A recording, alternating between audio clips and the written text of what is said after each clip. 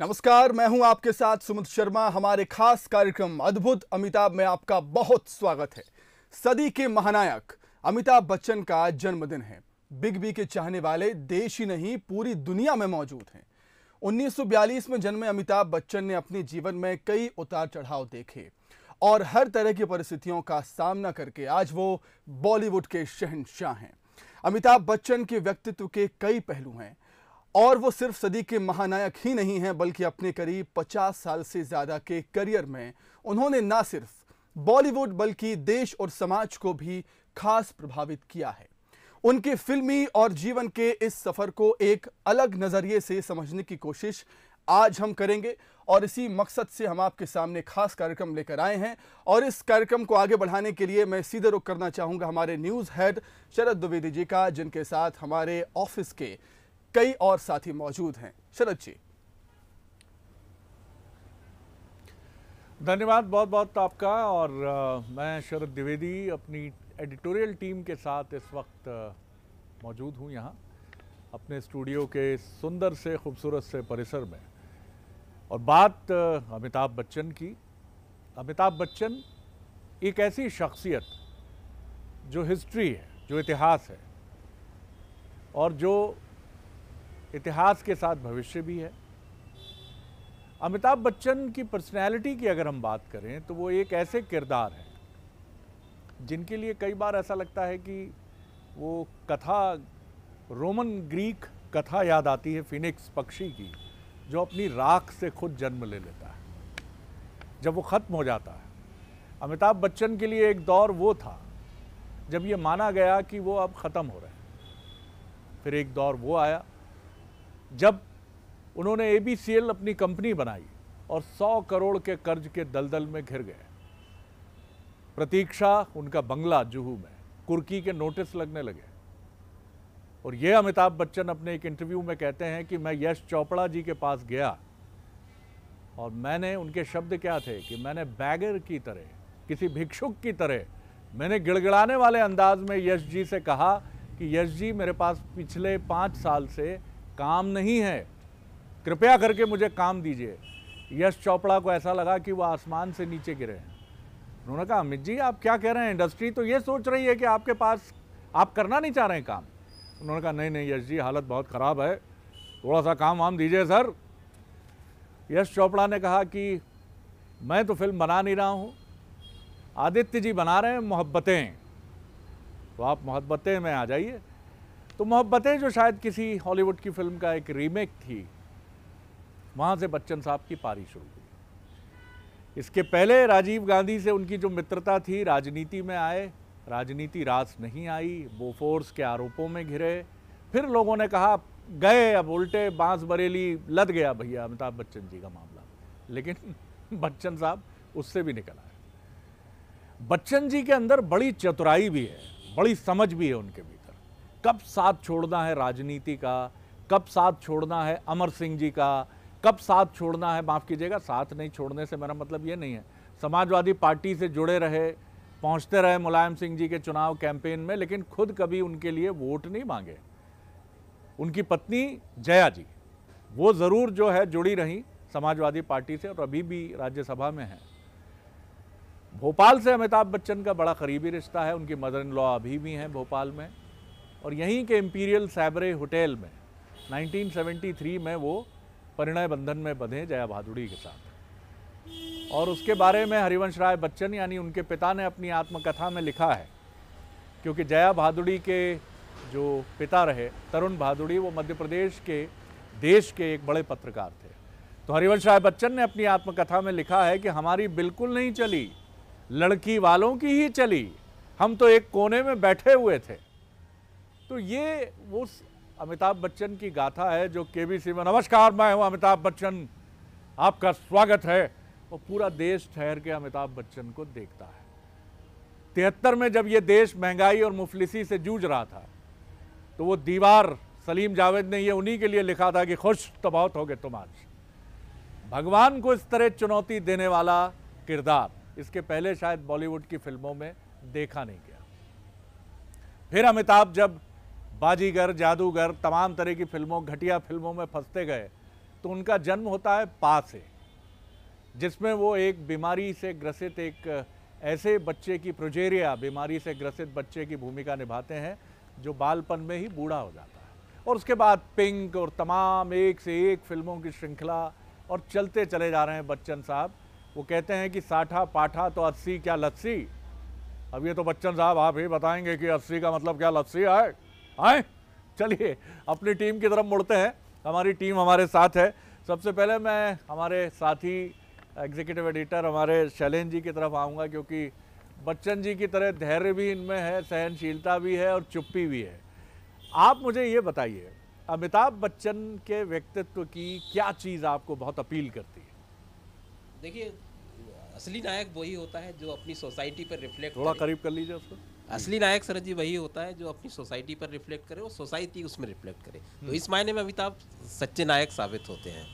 अमिताभ जी का सबसे जो महत्वपूर्ण चीज़ मुझे लगती है कि समय के साथ चलना। वो हमेशा बदलते रहे अपने आप बहुत अच्छी को, बात। और ये उसी का नतीजा है कि आज उनके जो कंटेम्प्रेरी साथी थे, जो वो उनका हमको पता नहीं कहाँ है, लेकिन अमिताभ आज भी एक यंग हीरो को चैलेंज देते हुए नज़र आते हैं। यानी उन्होंने पूरा अर्थशास्त्र और समाजशास्त्र भी बदला फिल्मों का। ये माना जाता था कि 80 के पहले तक कि 40 या 45 के बाद हीरो की भूमिका में नहीं होता है कलाकार, लेकिन अमिताभ ने वो सारे समीकरण बदल दिए। अभी भी उनको लेकर, उनके व्यक्तित्व को लेकर इनके किरदार लिखे जाते हैं अभी भी। तो ये एक बहुत बड़ी बात है कि पूरे जिस तरह से उनका पूरा सफ़र रहा है। बिल्कुल आपने ठीक कहा। और मैं ये भी देखता हूँ कि अभी भी इस उम्र में भी वो जैसा तन के चलते हैं सेट पे, और जिस तरह तेज तेज कदम से डग भरते हैं। ठीक है, धर्मेंद्र उनसे 7-8 साल बड़े हैं, या बाकी भी जो उनके कंटेम्प्रेरी अभिनेता हैं वो भी उनसे बड़े हैं, लेकिन उनका स्टाइल। और 58-59 साल की उम्र से जिम ज्वाइन करना, इसके पहले जिम नहीं गए हो, 60 साल में जिम जाने की बात सोची। शाहिदा, मैं आपकी तरफ आता हूँ।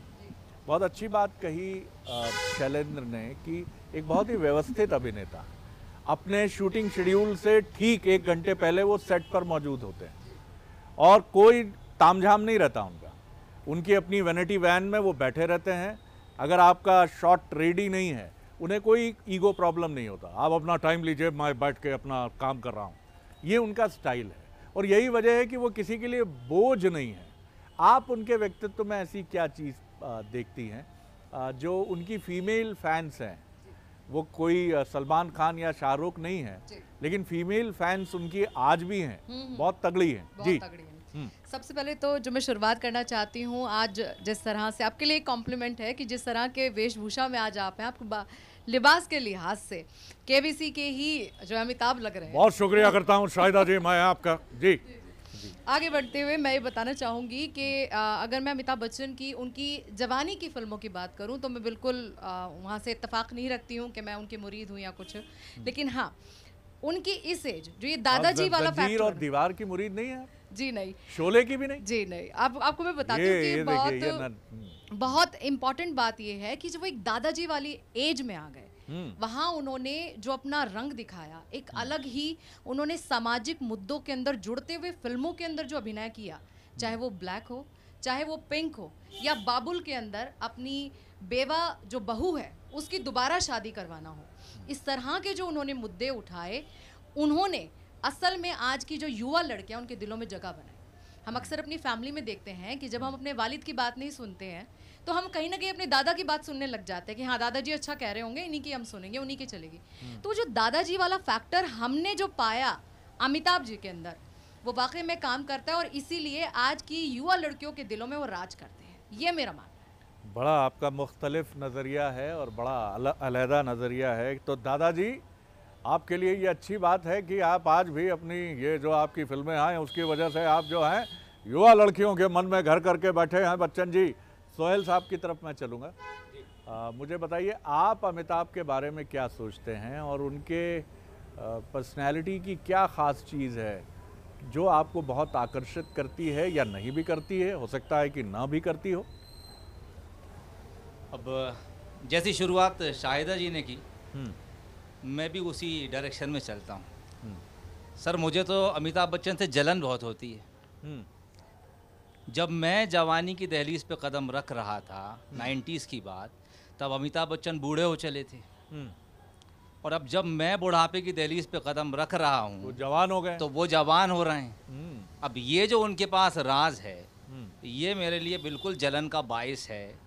कहाँ से इतनी एनर्जी ला रहे हैं, कहाँ से क्या तमाम चीज़ें, क्या खा रहे हैं, क्या ओढ़ रहे हैं, क्या पहन रहे हैं, किन लोगों से मिल रहे हैं, कहाँ से एनर्जी ला रहे हैं, थोड़ा बहुत हमें भी बताते, वो कैप्सूल हम भी लेते तो शायद 4-6 कदम वापस अपनी उम्र की दहलीज पे खिसक जाते। लेकिन एक चीज़ है शरद जी के इस लेवल पर आकर अपने आप को मेंटेन करना यकीनन एक ऐसा टाइम टेबल इन शख्स की ज़िंदगी में होगा। बिल्कुल सोहेल, आपने बड़ी इंपॉर्टेंट बात कही। आप बात मुकम्मल कर लें, फिर मैं आगे बात कहता हूँ। रूमी जाफरी से एक बार मेरी बात हो रही थी। रूमी जाफरी ने कहा कि डिसिप्लिन अगर आपको सीखना है, चाहे वो वक्त के लिहाज से हो, फैमिली के लिहाज से हो, दोस्ती यारी निभाने से हो, रिश्तेदारी निभाने से हो, आप अमिताभ बच्चन से सीखिए। जब आप डिसिप्लिन में अपनी ज़िंदगी जीते हैं, आप बेहद नपातुला खाते हैं, नपातुला बोलते हैं, नपातुला सोते हैं और ज़िंदगी को एक किताब की तरह पन्ना दर पन्ना लिखते चले जाते हैं, तो शायद 79 क्या 80 क्या 89 भी आएगा और शायद 99 भी आएगा जब हम अमिताभ को इसी तरह देखेंगे।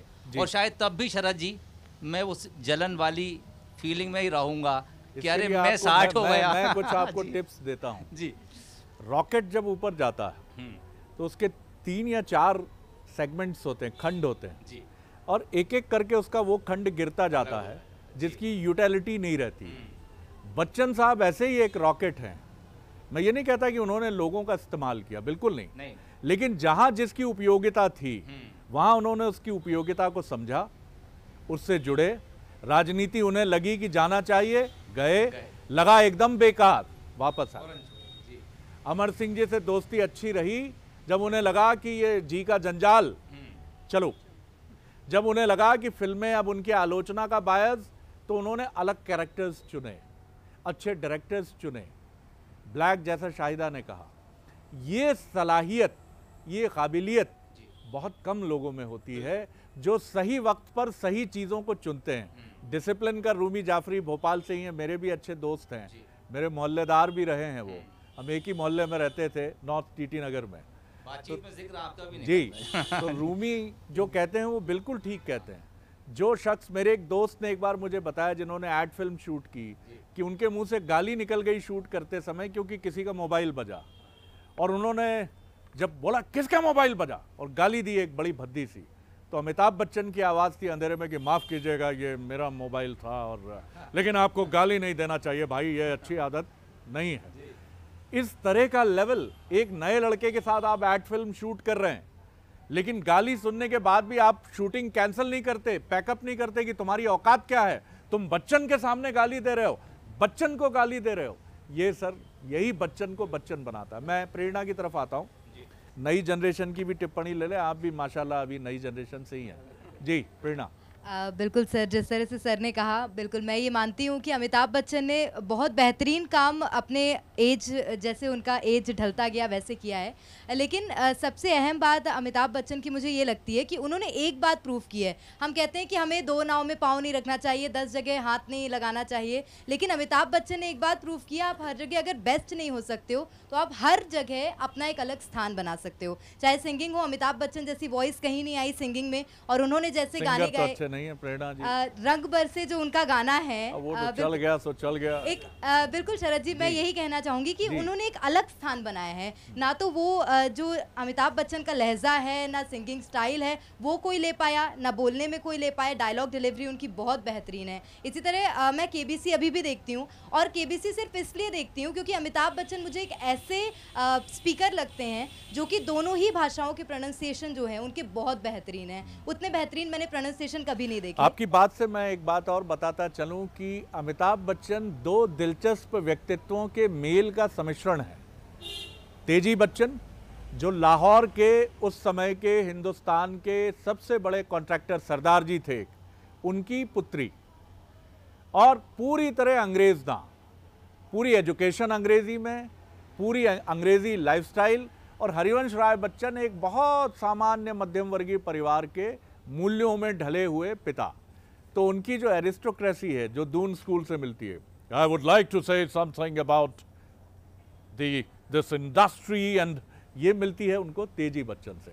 और जब वो ये कहते हैं कि अग्निपथ अग्निपथ अग्निपथ, ये महान दृश्य है, चल रहा मनुष्य है, अश्रु स्वेद रक्त से लथपथ लथपथ लथपथ, तो ये हरिवंश राय बच्चन जी से मिलती है, ये अमिताभ बच्चन है जी। बिल्कुल सर। और एक और बात, क्योंकि मैं थिएटर करती हूँ इसलिए मुझे ऐसा मौका मिला कि मैं अमिताभ बच्चन के परिवार से थोड़ा ताल्लुकात रखती हूँ, तो मुझे ये, मैं इस चीज़ में अपने आप को लकी मानती हूँ, क्योंकि उस चीज़ से मैंने अमिताभ बच्चन का लाइफस्टाइल क्या है, वो अपने परिवार से कैसे संबंध रखते हैं, वो बात भी मैंने जानी। राजीव वर्मा सर अगर सुन रहे होंगे तो जानते होंगे कि पिछले साल जब नानी इंदिरा आंटी का जब बर्थडे था तो अमिताभ बच्चन भी आए थे, और उस टाइम हमें छुट्टी दी गई थी क्योंकि अमिताभ बच्चन आए थे, तो वो खास दिन था। लेकिन मुझे ये चीज़ अच्छी लगी कि अमिताभ बच्चन का शेड्यूल काफ़ी ज़्यादा बिजी रहता है, और उसी टाइम समथिंग उनके कुछ शूट्स थे, तो सिर्फ वो एक दिन के लिए आए थे और उन्होंने नानी का बर्थडे अटेंड करके वो चले भी गए उसी दिन की फ्लाइट से। लेकिन परिवार के प्रति उनका लगाव उससे बहुत अच्छा। चलिए मैं अब उनके एक निजी पक्ष की तरफ आता हूँ।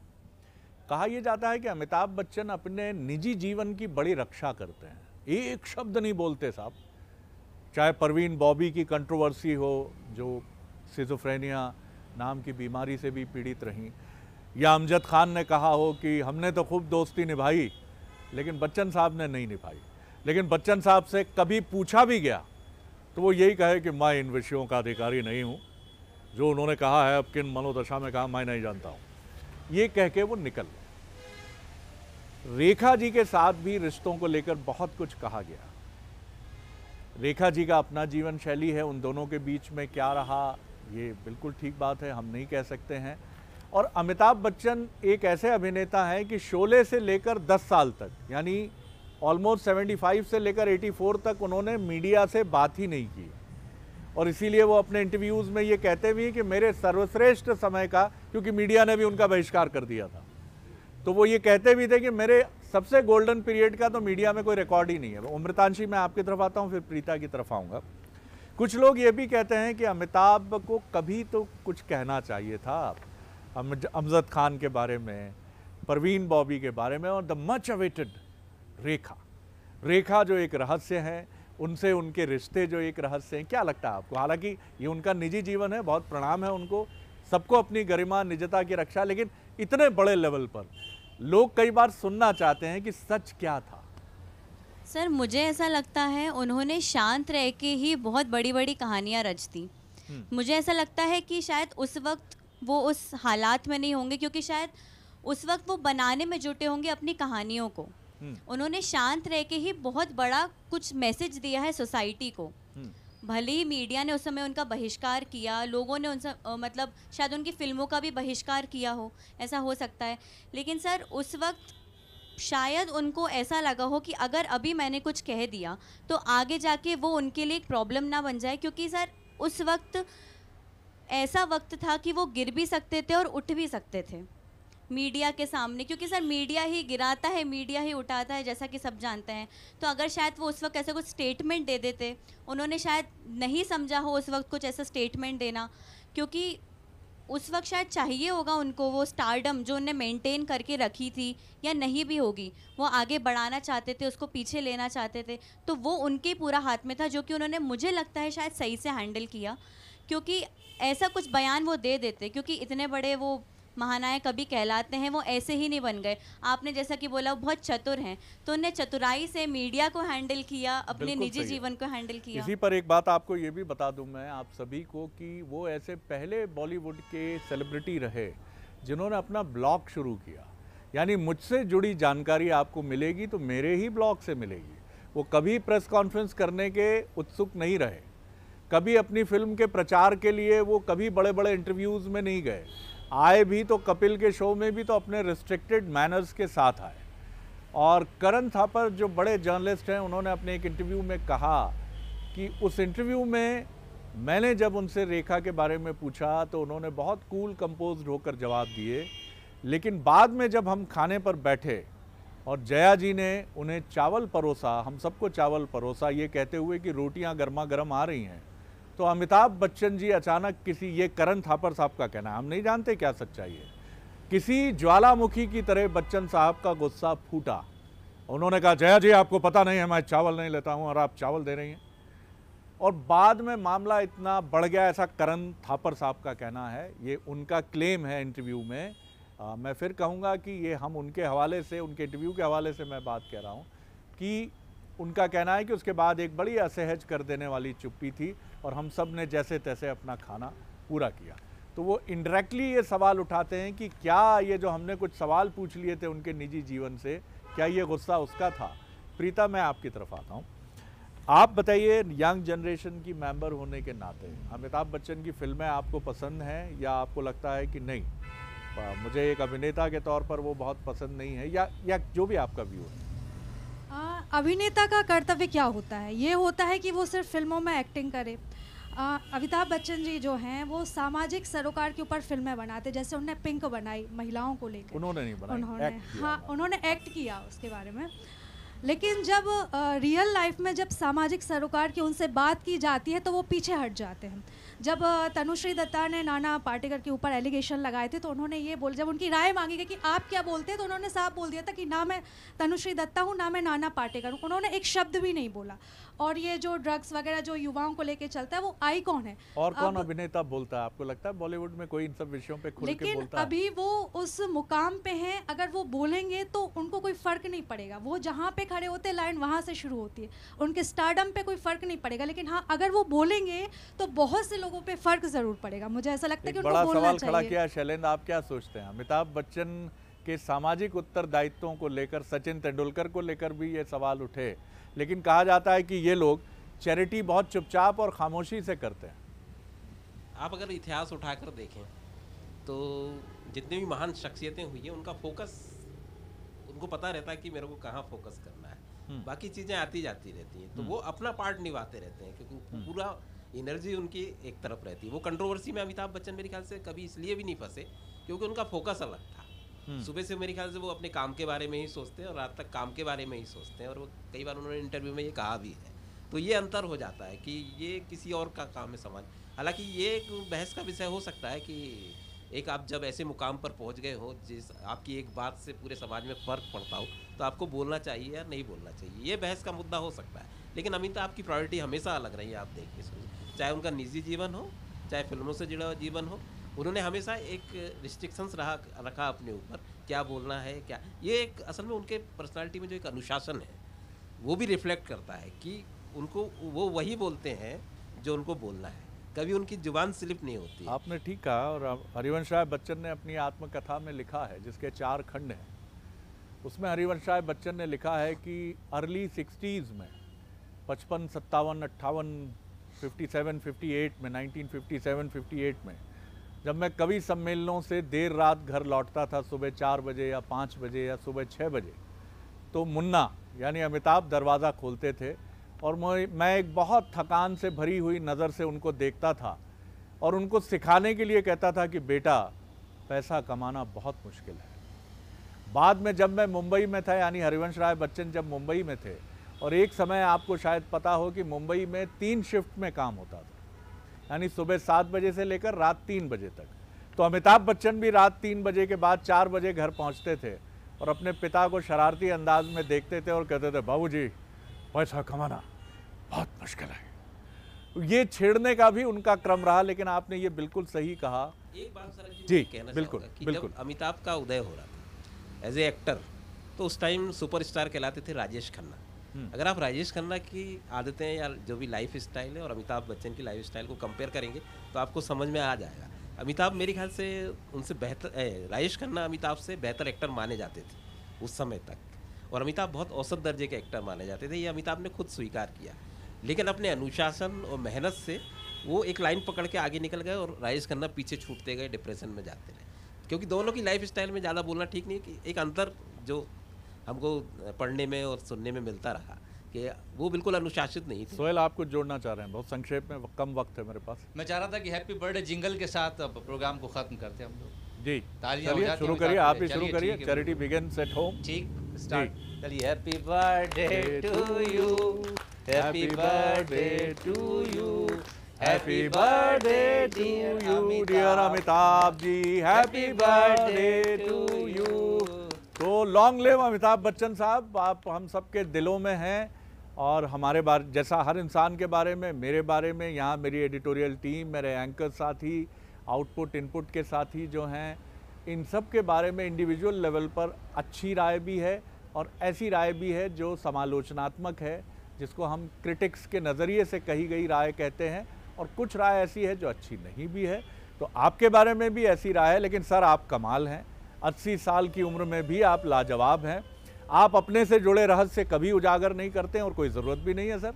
आपका सीना बड़ा मजबूत है, आपका पेट बड़ा मजबूत है, तो आप अपने भीतर ही रखते हैं उन बातों को। और अभी तो पता नहीं हमें पिंक से सफ़र शुरू, पा से शुरू करके आप कहाँ तक ले जाएंगे।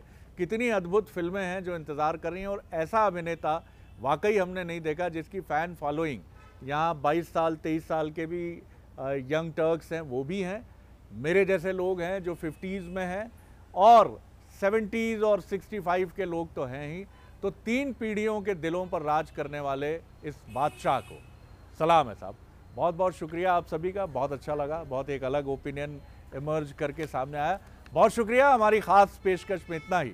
मुझे दीजिए इजाज़त, फिर मुलाकात होगी। इजाज़त, फिर मुलाकात होगी आपसे। नमस्कार।